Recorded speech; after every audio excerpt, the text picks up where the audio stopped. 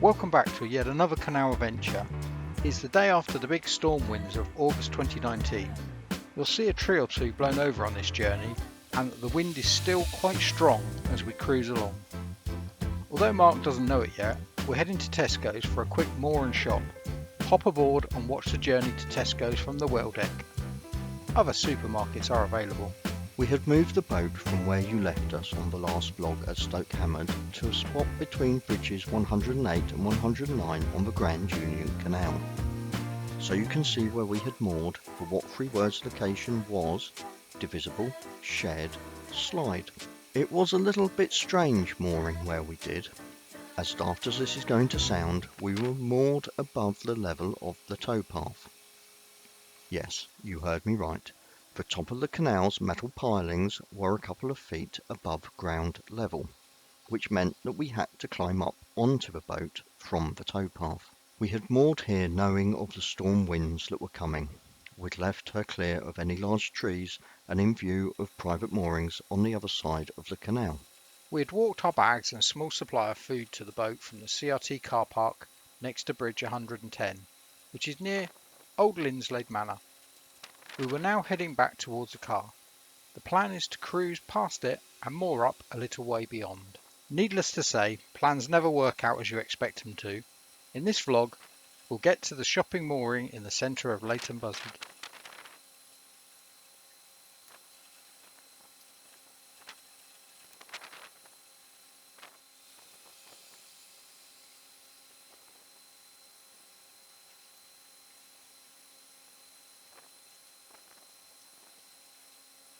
I love this part of the Grand Union Canal. It's still mostly farmland, which gives it an ageless quality.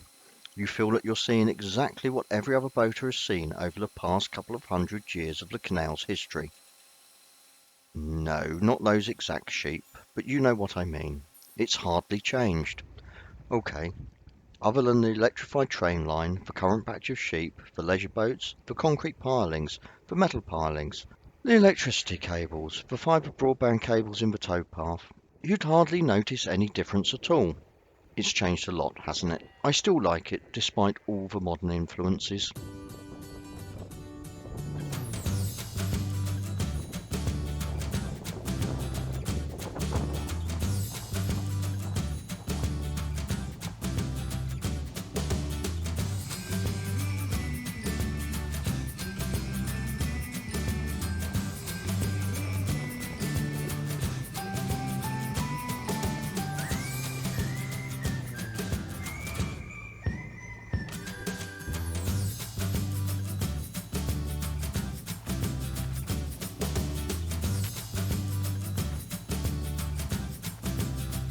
Will you look at the damage the car has done to Sandhole Bridge?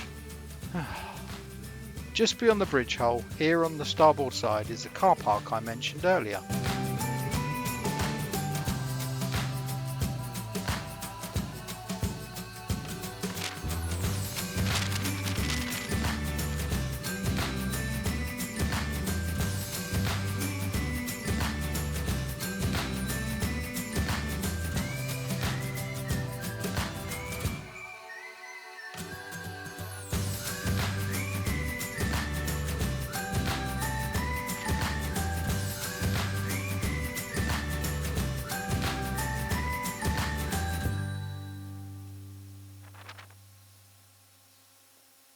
To our right is Old Linslade Manor, with lots of ducks enjoying the neatly mown lawn, and just up the road is the Church of St Mary's, which was initially built in 1166. I'm mentioning the church as one of the old lords of the manor, way back in history, was a bit of a rogue. He kept moving his manor house boundary, pinching parcels of land from the church on more than one occasion, allegedly. This stretch of canal through Linslade, linking Fenny Stratford in Buckinghamshire with London, opened in May 1800.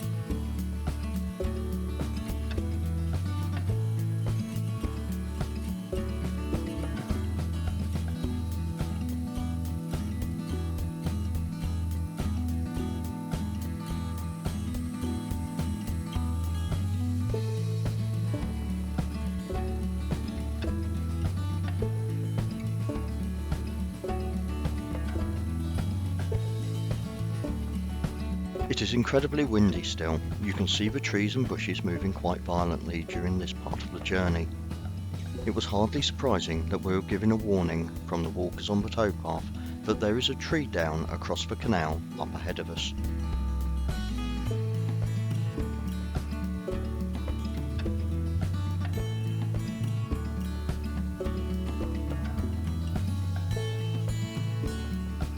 We're surprised when another boat passes us in the other direction. We ask about the tree and are told that they'd come past it. They'd managed to squeeze through.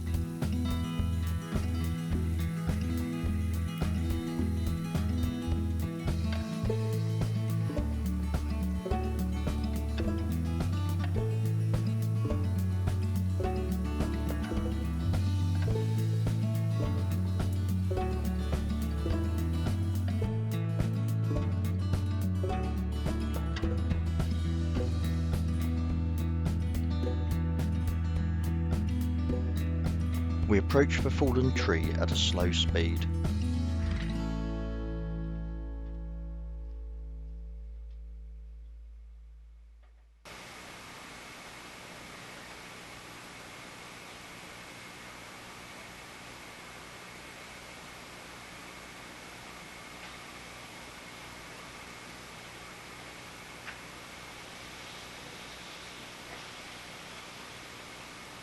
And squeeze past it.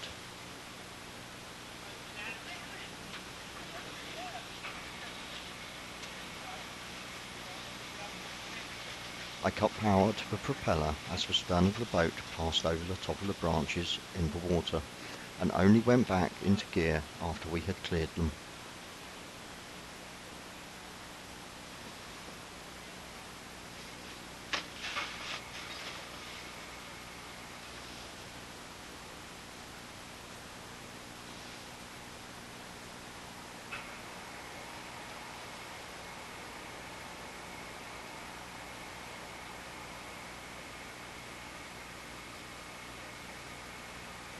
The canal narrows slightly here for a swing bridge, which looks like it hasn't been used in a while.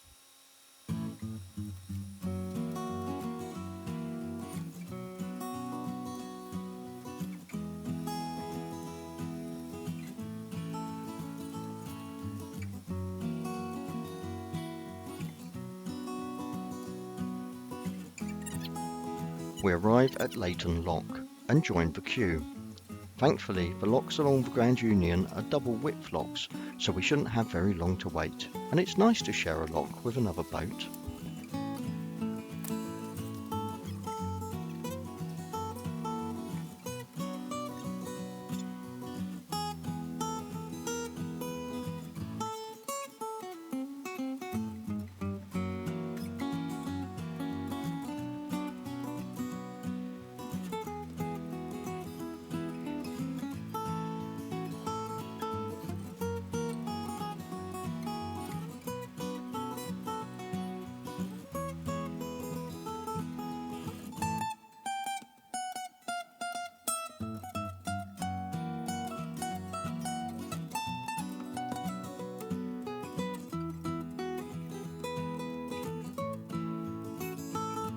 That's the other boat out of the lock.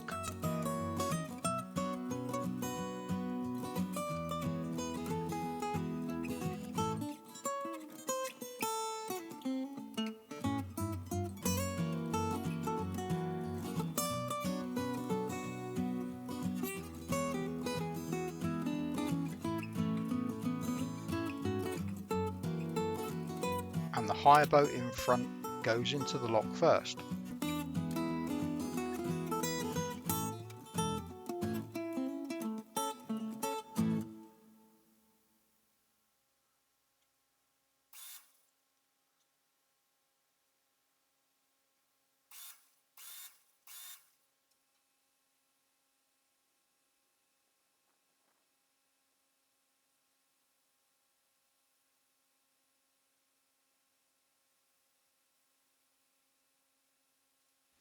It looks like everything is under control. They're nicely over to one side.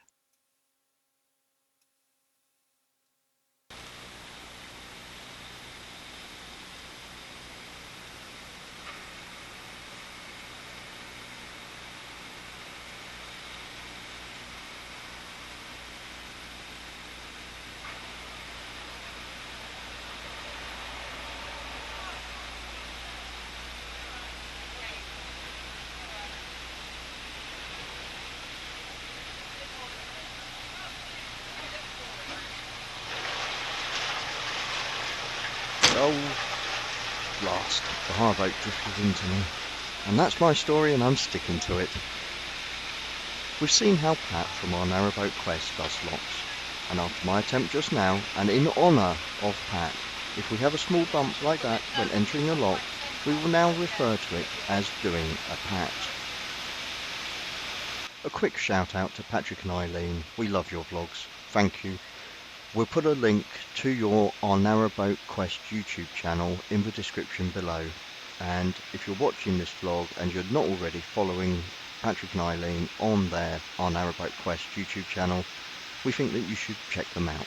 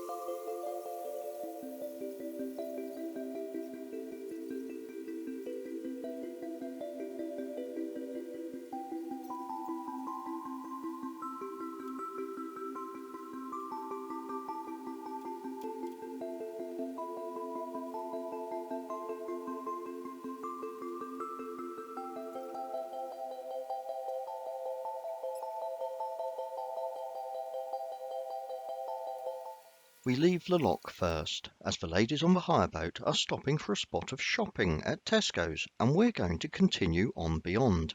I pick Paul up as I leave the lock. Paul grabs a pen and a piece of paper, and asks if I want to add anything to the Tesco's shopping list. So it looks like we're stopping at Tesco's after all. Other supermarkets are available. A little further down the canal is the home wharf of narrowboat hire firm Wyvern Shipping. They have one or two of their hire boats moored up here at the moment, and we pause to allow a boat coming in the other direction through the gap.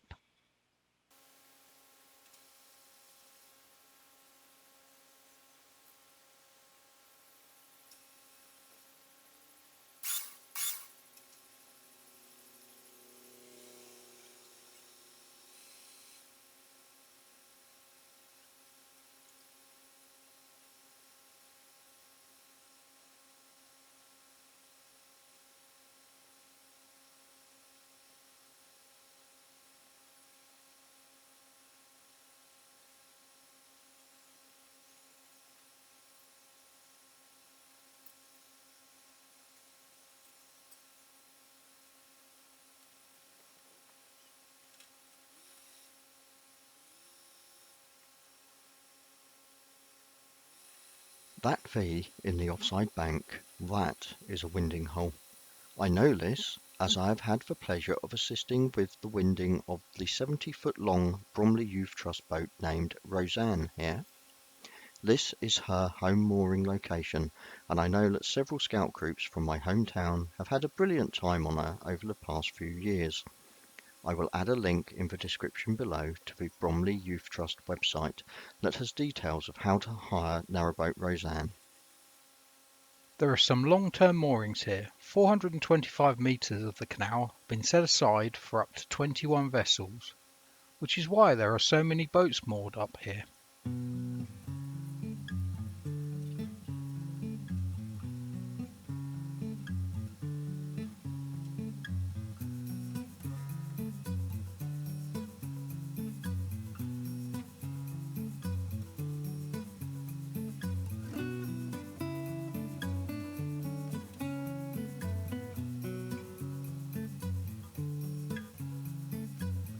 We're trying not to look to the right, as garden mooring envy is making us Google to see how much properties in the area cost right now.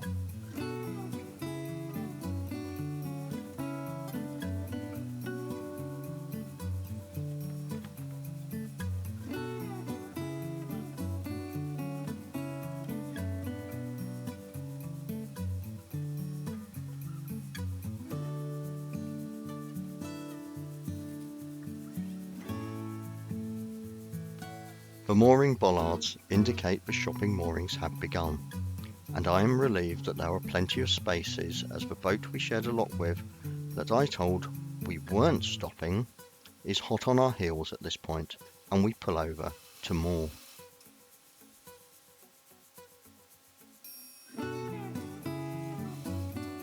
The towpath here was upgraded in 2005 between Leighton Buzzard and Bletchley and is now part of the National Cycle Network. It is also part of the Greensand Ridge Walk.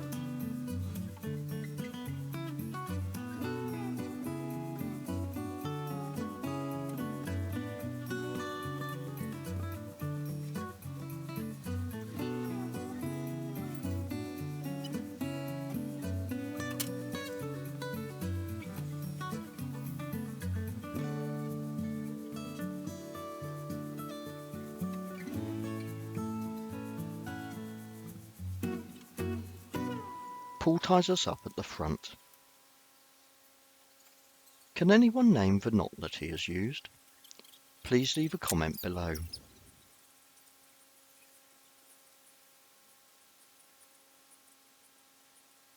Right, we're off to Tesco's. Thanks for watching. If you've enjoyed this vlog, you know what to do. Click subscribe, click the notification bell, comment, or just leave us a thumbs up. We've only got a couple of hours, so we'd best get going. See you next time.